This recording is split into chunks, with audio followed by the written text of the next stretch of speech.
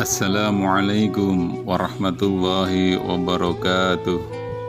A'udzu billahi minasyaitonir rajim. Bismillahirrahmanirrahim. Alhamdulillahilladzi hadana lihada wa ma kunna linahtadiya laula an hadanallah. Asyhadu an la ilaha illallah wahdahu la syarikalah wa ashhadu anna Muhammadan abduhu wa rasuluh la nabiyya ba'dah. Rabbi shrah li sadri wa yassir li amri wahlul 'uqdatam min lisani yafqahu qawli. Amma ba'du. Alhamdulillahirabbil alamin.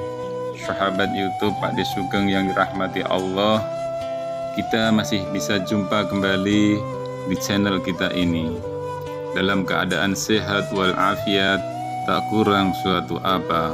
Amin. Sholawat serta salam tak lupa kami haturkan kepada junjungan kita Nabi Agung Muhammad Sallallahu Alaihi Wasallam yang telah menunjukkan jalan kepada kita, yaitu dari jalan yang gelap menuju jalan yang terang benderang. Serta tak lupa yang kita selalu nantikan syafaatnya di hari akhir kelak. Amin. Sahabat YouTube Pak De Sugeng yang dirahmati Allah, harapan dan doa kami semoga sahabat YouTube Pak De Sugeng semua yang menonton video ini selalu diberikan kesehatan, dilapangkan rizkinya, dipanjangkan umurnya, serta diampuni semua dosa-dosanya, dan Allah selalu memberikan ridho kepada kita semua. Amin ya rabbal alamin. Sahabat YouTube Pak De Sugeng yang dirahmati Allah, sihir, perdukunan, dan ramalan termasuk perbuatan kekufuran yang sering diremehkan dan dilakukan oleh kebanyakan orang. Allah Subhanahu wa Ta'ala berfirman, Sulaiman itu tidak kafir, tetapi syaitan-syaitan itulah yang kafir. Mereka mengajarkan sihir kepada manusia. Quran Surat Al-Baqarah ayat 102. Nabi kita Nabi Muhammad Sallallahu Alaihi Wasallam juga pernah bersabda, jauhilah oleh kalian hal yang membinasakan.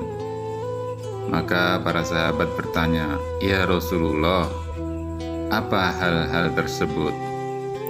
Maka Nabi yang mulia mengatakan, dosa kesyirikan kepada Allah, dosa sihir. Hadis riwayat Bukhari dan Muslim.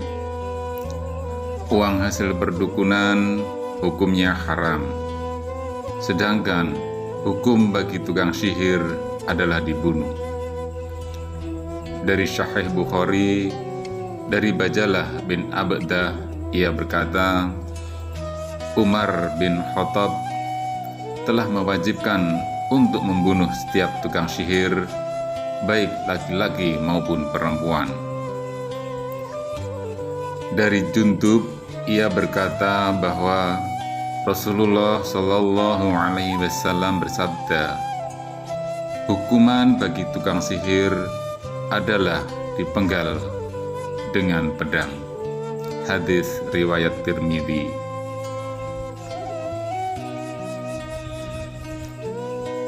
Orang yang mendatangkan praktek sihir di antara manusia yang sama dosanya.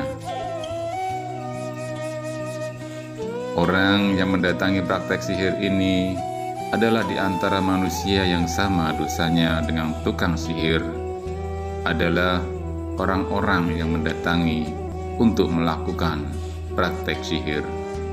Misalnya dengan tujuan menyakiti atau melampiaskan dendam kepada orang lain. Begitu pula orang yang menggunakan sihir agar terbebas dari sihir yang didatangkan dukun lain.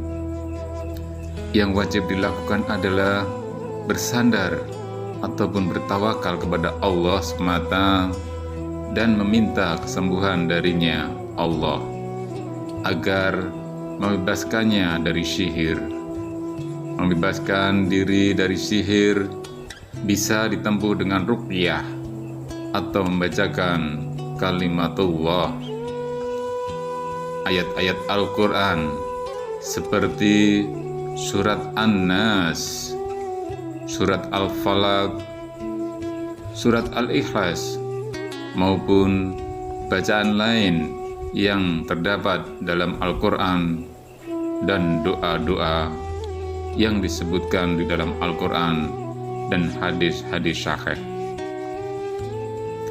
Adapun para dukun dan tukang ramal yang mengaku-ngaku mengetahui perkara gaib adalah orang-orang yang telah kafir keluar dari Islam. Sebab tidak ada yang mengetahui perkara gaib melainkan Allah Subhanahu wa ta'ala. Rasulullah sallallahu alaihi wasallam bersabda, barang siapa yang mendatangi tukang ramal atau dukun lalu ia membenarkan ucapannya, maka ia telah kafir terhadap apa yang diturunkan kepada Muhammad sallallahu alaihi wasallam. Hadis riwayat Ahmad. Ini adalah hukum orang yang mendatangi dukun atau tukang ramal kemudian membenarkannya. Adapun orang yang mendatangi dukun atau peramal dengan tujuan sekedar hiburan atau coba-coba tanpa membenarkannya, maka tidak diterima sholatnya selama 40 hari. Artinya selama 40 hari itu sholatnya tidak mendapatkan pahala.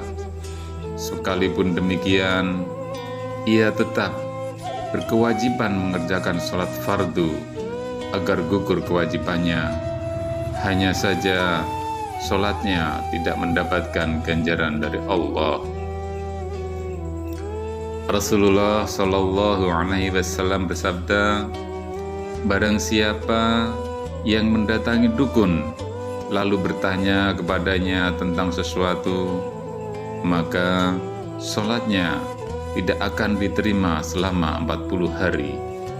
Hadis riwayat Muslim. Sahabat YouTube Pak De Sugeng yang dirahmati Allah, demikian sedikit yang bisa kami sampaikan mengenai jauhilah sihir, perdukunan, dan ramalan. Semoga Allah Subhanahu wa ta'ala senantiasa hindarkan kita dari segala bentuk kemaksiatan dan mendekatkan kita menuju ketaatan kepada Allah Subhanahu wa ta'ala. Dan mudah-mudahan kita semua selalu mendapatkan ridha dan ampunan dari Allah Subhanahu wa ta'ala.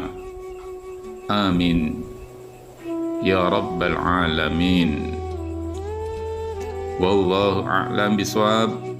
Wassalamualaikum warahmatullahi wabarakatuh.